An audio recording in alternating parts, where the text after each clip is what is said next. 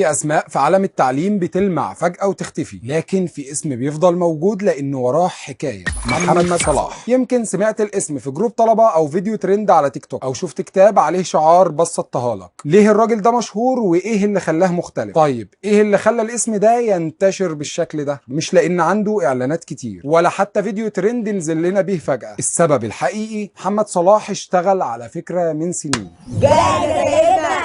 يلا بينا يا عمنا ندخل على اول مراجعه عندنا، على اول 5 محاضرات. واوعى المراجعات تفوتك يا كمان، مبقاش كل حاجه بتفوتك يا صديقي. انه يبني جسر ثقة ما بين الطالب والمعلومة في وقت كان العربي بيتوصف انه اصعب مادة. ولما نسيب الملعب ما ينفعش نسيبه والماتش لسه شغال. اللعبه لعبتك يا هندسه، يبقى تكفيها لحد لما تموت.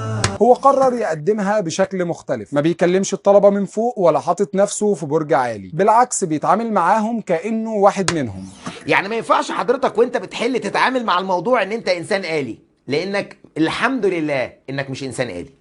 الحمد لله ان انت بشري، الحمد لله ان ربنا خلق لك عقل، الحمد لله ان انت بتعرف تفكر، الحمد لله ان انت قادر على الاستيعاب. ومش عايز اسمع منك الجمل الانهزاميه بتاعت اصل انا ما بقدرش، اصل انا ما بعرفش، اصل انا ما بفهمش، اصل ما بقرا ما بعرفش، اصل انا ما بقرا ما بفهمش، اصل انا مش عارف اتعامل. مش عايز اسمع الكلام ده.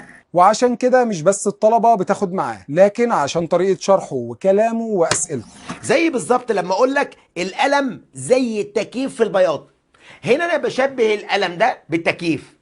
لازم لما اشبه حاجه بحاجه يكون في وجه شبه عقلي يستوعبه. كل ده خلاه يبني جمهور مش مؤقت، جمهور مكمل معاه سنة ورا سنة. يمكن أكتر حاجة خلت اسمه معروف إنه مش بيشتغل في جانب واحد بس، لا هو بيبني التجربة كاملة. هتلاقيه بيقدم تأسيس في البداية للي مش فاهم حاجة، ومراجعات أخيرة للي داخل الامتحان، وكتب مطلوبة جدا لأن الطلاب شايفين فيها نفس الروح اللي في شرحه، تبسيط، تنظيم، وثقة. وده خلى كتبه مش مجرد ورق، بقت أدوات في خطة الطلبة. وطبيعي ان الفكر ده لازم يبقى له امتداد في ارض الواقع، مش بس في فيديو او شرح، لكن في صورة ملموسة الطالب يقدر يشتغل بيها. وعشان كده كل سنة الباكجات اللي بتنزل باسمه بتكون جزء من التجربة دي، مش مجرد كتب وخلاص. مثلا اولى ثانوي 8 محتويات، ما اختلفش كتير عن ثالثه ثانوي 10 محتويات. عملنا له مراجعه قبل كده وهسيب لك لينك الفيديو بتاعه في الوصف تحت. تغليف الباكج محترم.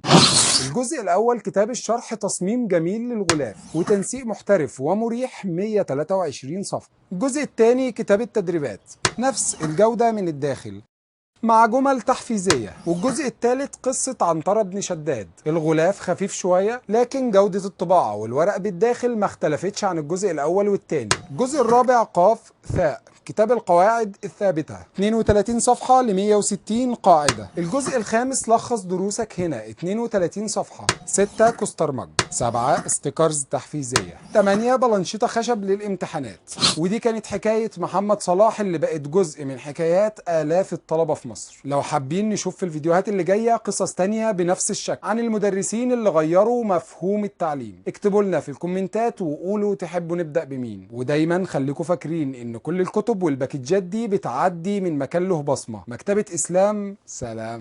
يلا